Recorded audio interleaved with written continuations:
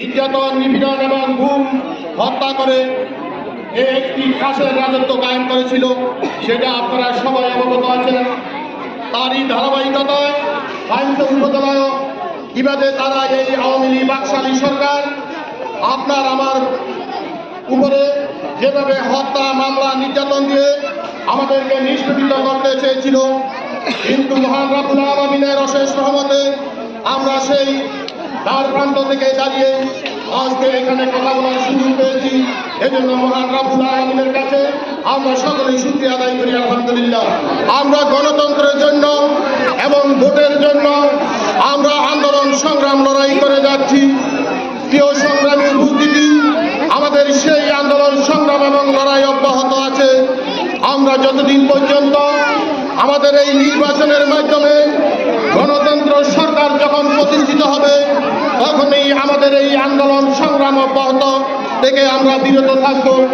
আর যতদিন পর্যন্তই এই ভোটের অধিকার আমাদের হরণ করা হয়েছিল এবং হরণ করা হবে, তাইলে আমরা আন্দোলন চালিয়ে যাব ইনশাআল্লাহ।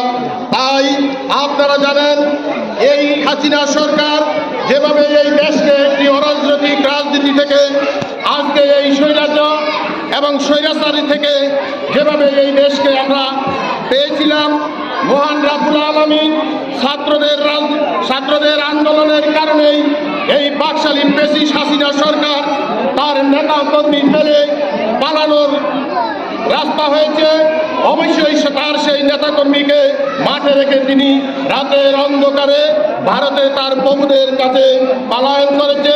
আজকে তাদের নেতাদেরকে এই অসহায় এবং রাস্তায় এবং মাঠে ফেলে গেছে।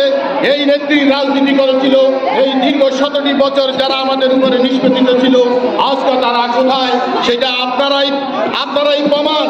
কারণ মানুষের সাথে যদি ভালো ব্যবহার দিত, মানুষের সাথে যদি ভালো কাজ করত, আপনার আমার সাথে যদি কৌশল বিনিময় ভালো করত, তাইলে অবশ্যই তারা আজকে হাইমচুর উপজেলায় আমরা রাস্তায় চলাফেরা করি, তারাও সেভাবেই রাস্তায় চলাফেরা করতে পারত।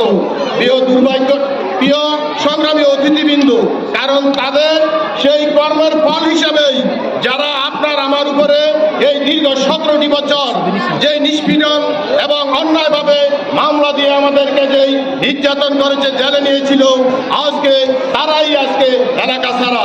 তাই আমি আমার প্রাণপ্রিয় সকল সংগঠনের নেতৃবৃন্দের কাছে উদাত্ত আহ্বান রাখবো, তারা যেই কাজটি করেছে, আমরা যদি সেই কাজটি করি, তাহলে তাদের ভিতরে আমাদের ভিতরে কোনো তফাৎ থাকে না। আমরা কি তাদের মতো সেই কাজ করব? তাইলে আমরা যেহেতু ভোটের জন্য লড়াই করেছি দীর্ঘ 17টি বছর, আমরা সেই ভোটের জন্য আমাদের যারা অন্যায় করেছে তারাই এলাকা ছাড়া হয়েছে। আমরা আওয়ামী লীগ, জাতীয় পার্টি, জামাত সকলের সাথে মিলেমিশেই আমরা হাইমচরে একটি আধুনিক উপজেলা আমরা প্রতিষ্ঠা করতে চাই।